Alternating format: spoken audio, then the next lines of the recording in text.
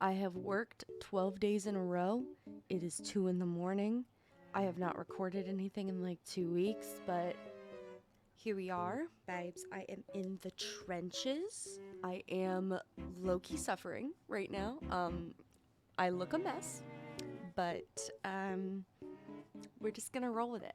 I have been reading a lot lately. I have been kind of maximizing my sleigh when it comes to reading ebooks and listening to audiobooks at the same time. So I'm kind of seesawing back and forth between finishing a book about every other day or every third day or even on the same day, which slay. In the last reading vlog I did, which was posted on the wrong day, which besides the point, I talked about The Atlas Six and Foul Lady Fortune, which were both basically 5-star reads for me. I rated Foul Lady Fortune 4.75 stars.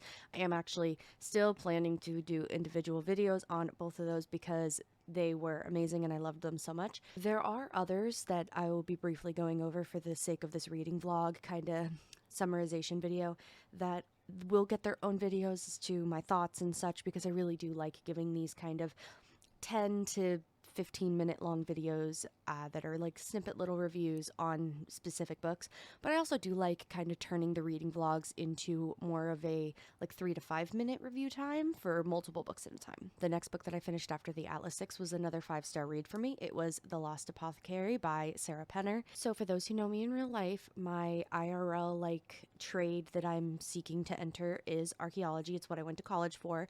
I did not finish my master's degree due to the pandemic, so I've been kind of in a limbo state for about a year and a half to going on 2 years now.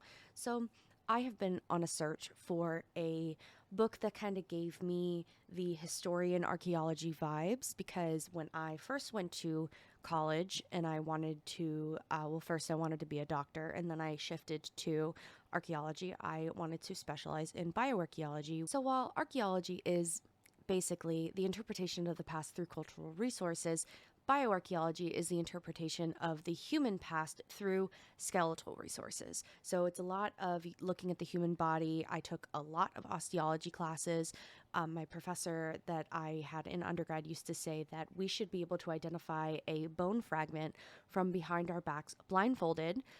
I didn't get to quite that point, but I took 3 classes, so I think that's pretty good. So when I wanted to go to grad school, I took my interest and my experience with bioarchaeology and a study abroad in Romania. I wanted to focus on Eastern Europe as a geographical location, specifically the perspective of women and children, probably in the larger, like, the whole medieval period really I was interested in as a whole. I didn't really have a very specific time period, but I was focused on women and children. So in a kind of roundabout way, bioarchaeology is kind of related to another subfield of archaeology called historical archaeology, which the way I explain it to people is you are reinserting the pages of the past that have been lost. So when you hear that history has been written by the victors, there was a loser and there was also a neutral side and there was all the perspectives in between. So the theoretical history book of the entire history of the world as we know it is missing a lot of pages. So historical archaeology as a subfield of archaeology seeks to reinsert the lost pages. So I became really focused in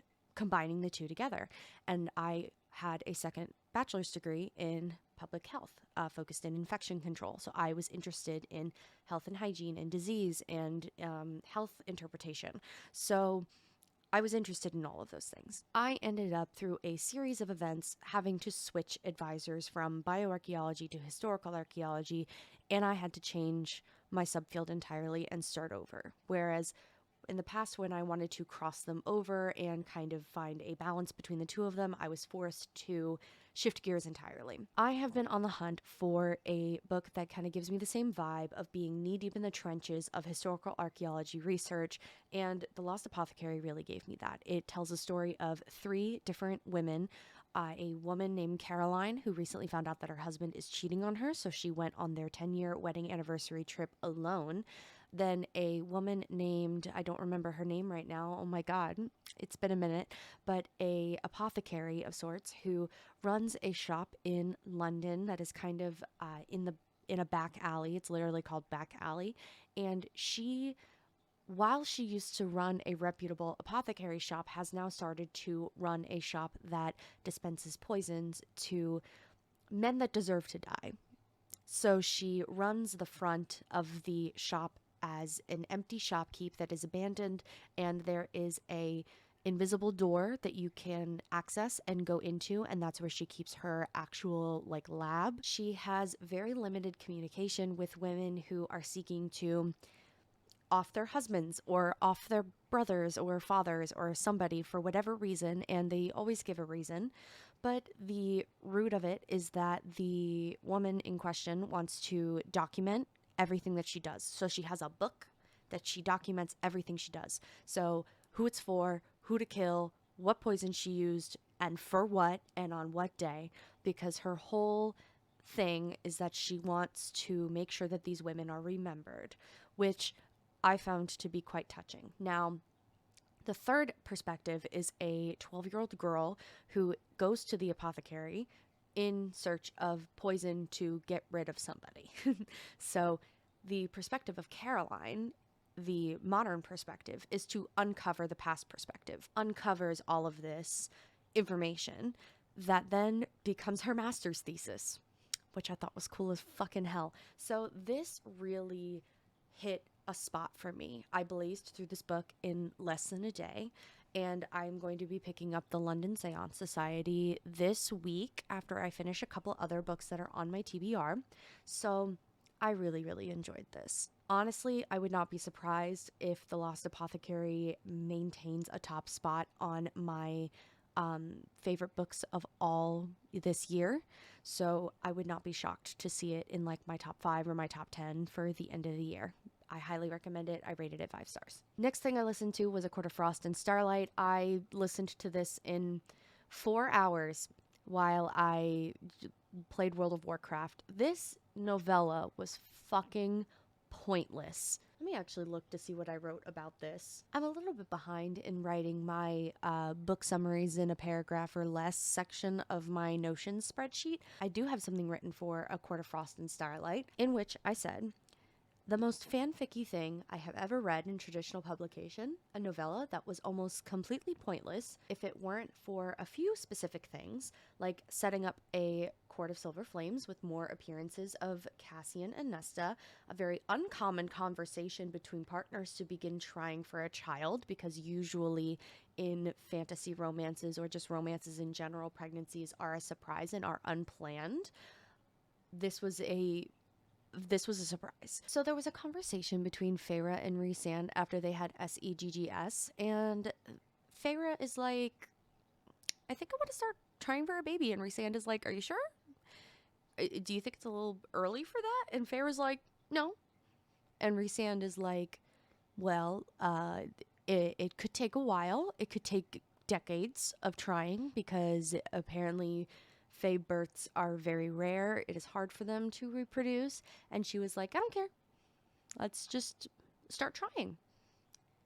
And that is such an uncommon conversation that I find in romance, period. Not just fantasy romance. I think this may have been the first time I've ever seen it. And for it to be an ACOTAR is fucking hilarious as a concept, because we already know that like ACOTAR as a concept, like with Fae as being like the main interest and the main like fantastical creature at hand, it did set off a wave of trends, but I have not seen this become a trend, and I kind of wish it would. This is what I mean by like Rhysand is a meme for being like our feminist king who always says that everything is Feyre's choice and Feyre has the power in every decision that she makes and that he's not going to force her into anything. But like, that's how it should be. Is it a meme? Yeah. Is it camp?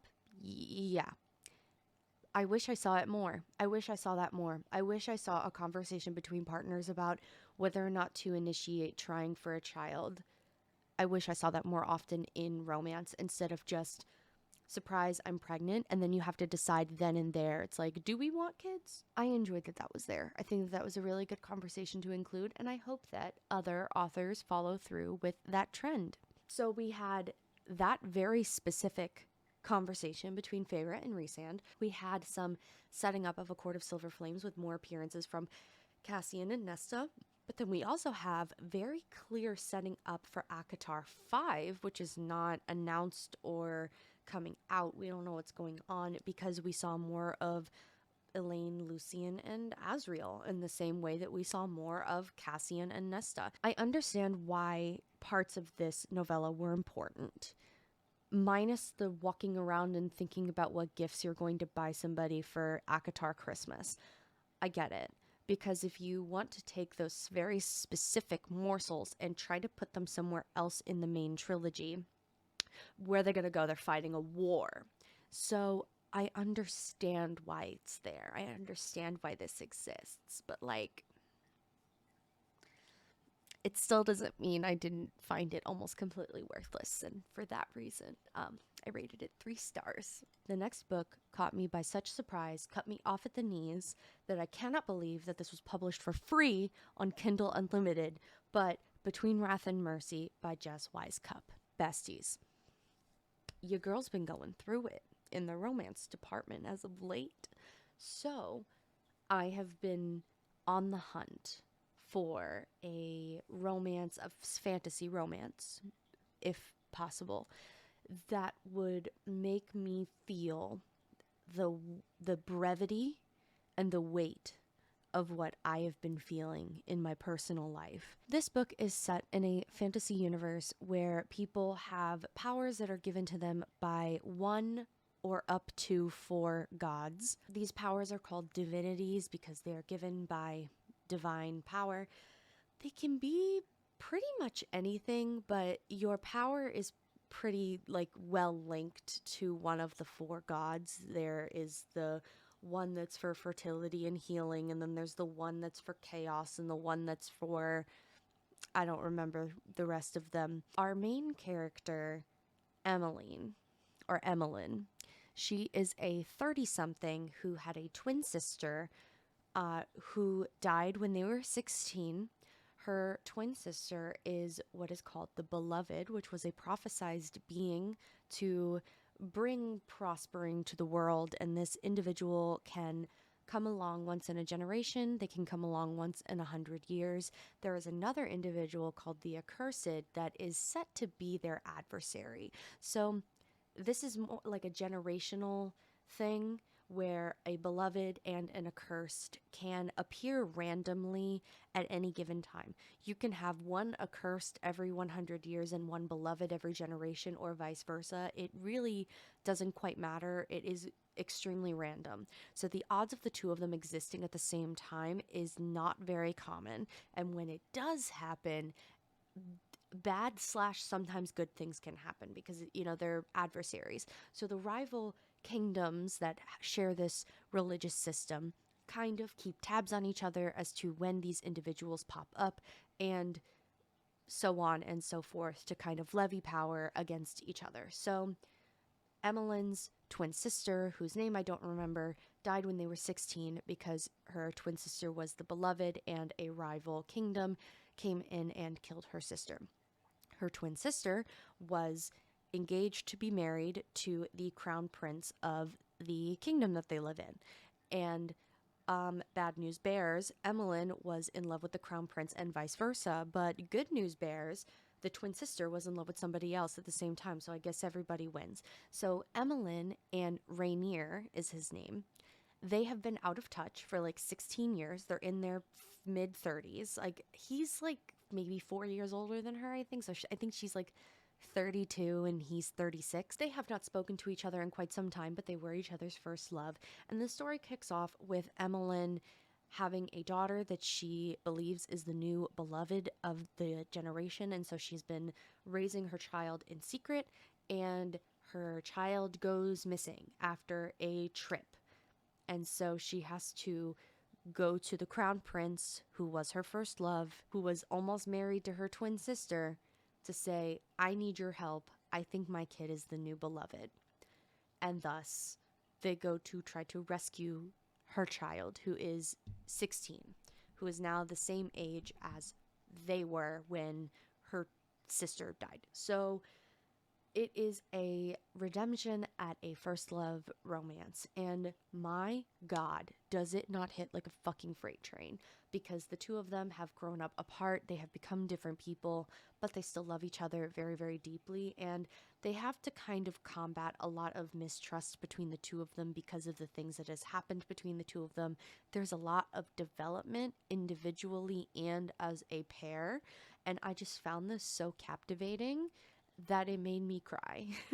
So, this was the love story that I was really looking for. Something that was truly captivating, not something that was just like, oh, that was kind of sweet. Then other times you read a love story and go, well, that's kind of fucked up. They were kind of bad for each other. But then sometimes you read a love story and it just, again, cuts you off at the knees and you are in a puddle of your own tears. And that was this book for me, 5 stars. The Seesaw continues with The Luminaries by Susan Dennard. I was very disappointed, very, very disappointed by The Luminaries. So, story sets off with our girl Winnie Wednesday. It is, first of all, this is YA. I don't even think I need to continue with my sentence before clarifying that this is considered YA. This is basically Monster Hunter X Silent Hill, in which this is a very, very good setup, in which you have a forest that is, I don't want to say haunted, but it's very, very haunted. So the forest at night emits this mist, and monsters spawn in the mist randomly. Anywhere. They just materialize in the mist. It honestly makes me think of an RPG where something only comes out at night. So when the internal clock in the game, whether it is connected to real time or not, when it shifts to night, all of the creatures around you change. And then suddenly the birds have become bats. That's what this made me think about. And I thought that that was cool as hell. The unfortunate side of this is that I am enjoying the new subgenre mixing of YA, in which we are going from YA into elements of gothic horror, like playing around with gothic horror, but it's not getting too scary, too gory, I don't like that kind of thing. I'm kind of a baby about it too.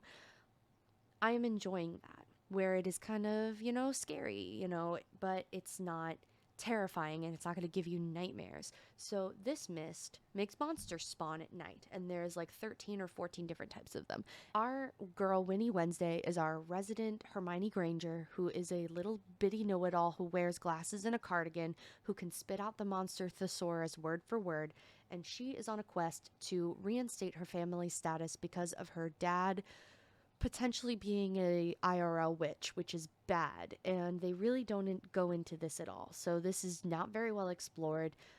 I thought that some elements of the world building were good, but I was on the whole disappointed because I felt like it could have gone even deeper. I was really interested in the different types of monsters that were there. I was interested in the forest itself. I was kind of interested in the whole Monster Hunter X Silent Hill thing, but I wish it leaned more into a horror. I'm surprised I'm saying that. I wish it leaned more into horror, and I think the best way that that could have been done is if you elevated it from YA to new adult, which it exists now. We can use that as a category. I felt like moving this from a book about 16-year-olds slaying monsters to 20-year-olds slaying monsters would have been a much better way to go about it. I thought that it would really elevate the stakes when it came to like social anxieties being an adult. Like, you can't, you're trying to help your family, you can't get a job and help your mom make ends meet because you're 20 years old and can't get a job because your family is ostracized. Like, that is a really big thing.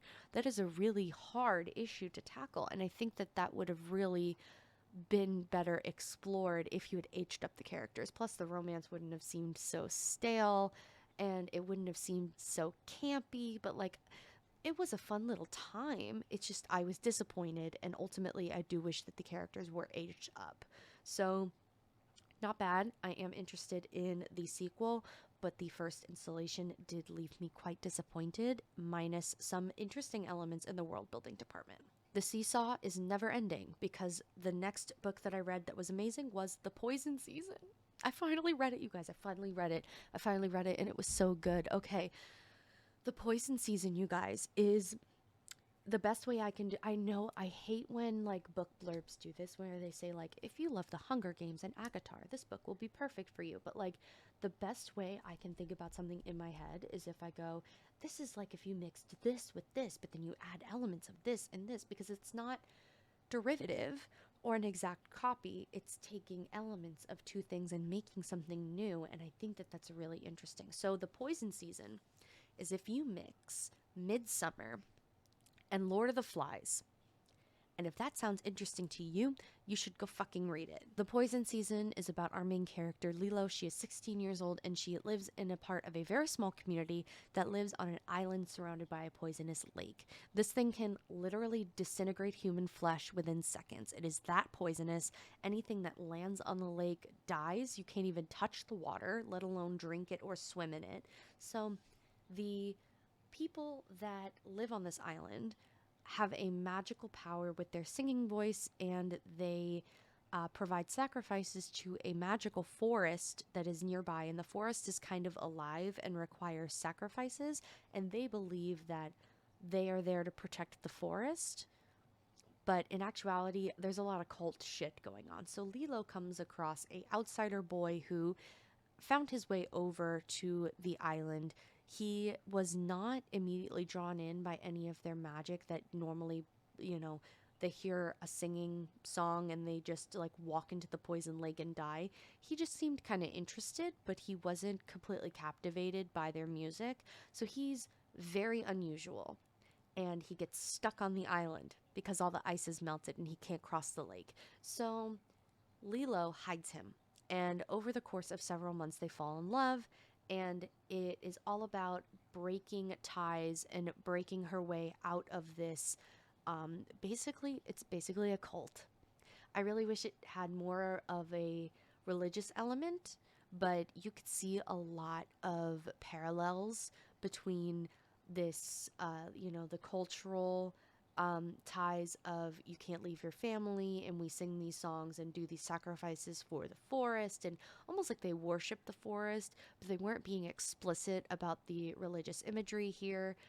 I almost wish they were, if they were a bit more explicit about it, but it is implied, which is just as good. So there is a lot of infighting between the two of them, with Lilo and her mother being more sympathetic towards outsiders and not believing that they are bad people, whereas her cousin and her aunt are like very anti-outsider and believe that they should all be killed on sight. So there's a lot of people butting heads. There's a lot of fighting for power in the belief system of, should we be completely separatist, or should we allow ourselves to communicate with outsiders, because people like Lilo don't believe that they are all bad after she is introduced to Jaren, who she later falls in love with, and she later escapes the island. It's all about her later escaping the island. I think that this book should be read by high schoolers. When I said The Weight of Blood should be read by high schoolers, I think The Poison Season should be read by high schoolers, because I think that a lot of the implicit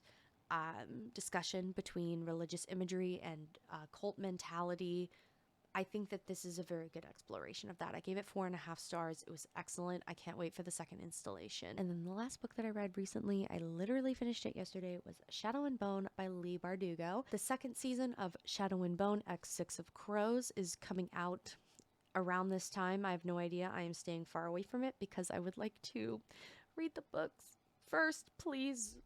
No spoilers. No spoilers. Do not engage.